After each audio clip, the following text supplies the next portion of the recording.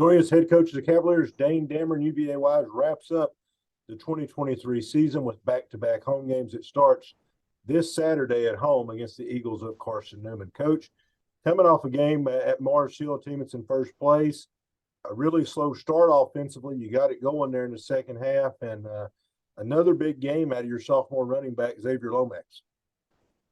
Yeah, I mean, in the first half, we run 46 plays, had 180 yards of offense, and we're down 35-0. You know, that's a statistical anomaly. You know, that is crazy. I thought we had an open touchdown pass, didn't get it off, and had the sack fumble. So instead of being 14-7, we go down 21-0. I was glad to see how our kids responded in the second half. We came out and put 2 quick touchdowns on the board, and that wasn't against their backups. That was against their starting defense. So we just haven't put 2 halves of football together all year long, Darryl. That's the frustrating thing.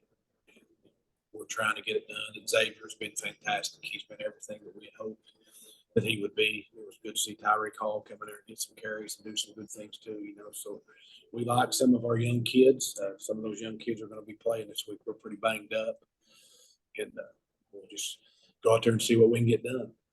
We've talked about Seth in recent weeks at the receiver position. Last week it was DJ Powell. He had a big game, and one of the catches he made on your sideline, he showed his athleticism. Yeah, DJ's a good player. He's not the fastest, he's not the biggest, but he's a good wide receiver. And we've put him more in the slot on some things, and I know he was singled up when he caught those balls. So we're trying to move him around and get him the ball. We still got to try to find ways to get Dorian the football. Dorian just hadn't been healthy. He just hadn't been healthy. He's tell him all the time he looks like me running out there sometimes. But Seth didn't have the game last week that we had hoped. Hopefully he'll bounce back, but. It was good to see DJ do that. It was good to see our tight ends get involved with some catches and do some things.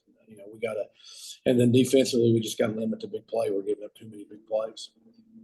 You face a Carson-Newman team this week. They're 2-2 in their last 4, but their 2 losses are against Tusculum and Mars Hill, who play for the divisional championship this week, and those were combined 10-point losses.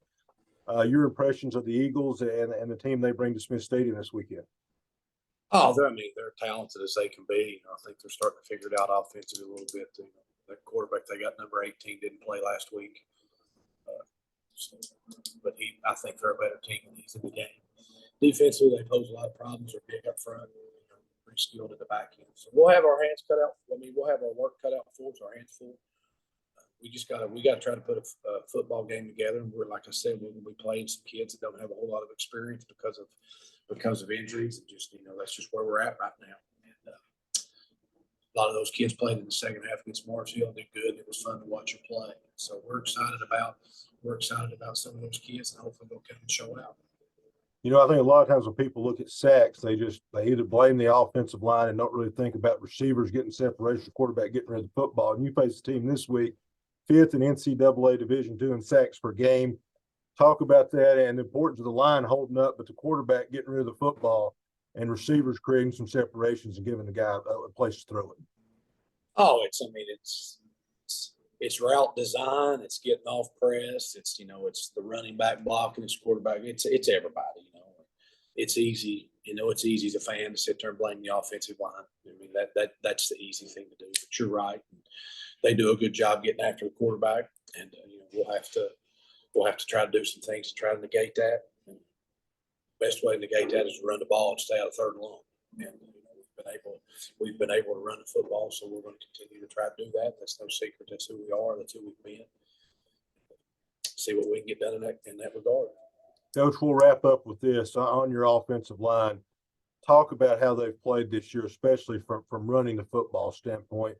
There's been numerous games this year where you guys have really taken control, I think, of the other team's front and just ran it right at them. Yeah, I think they've done a good job.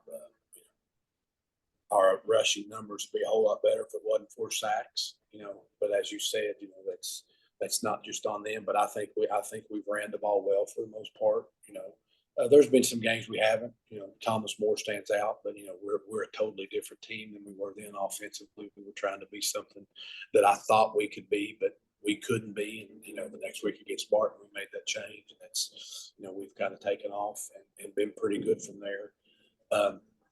But it's just like you and I've talked, Darryl, we've had no trouble moving the ball. It's just if we don't get ahead of the change, we're not very good.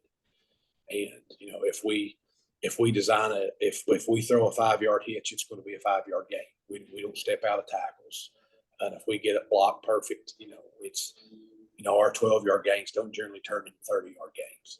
We've had quite a few big runs, so that may not be the fairest way to say that. But our O-line has blocked well and done some good things, and we're going to have more of that this week if we want to have a chance. Fans, kickoff, Carl Smith Stadium Saturday. It's UVA Wise and Carson-Newman. You can listen live on FM 93.5 or online at WAXM.com. Coach, thanks and good luck. Thanks, Darryl. I appreciate you, buddy.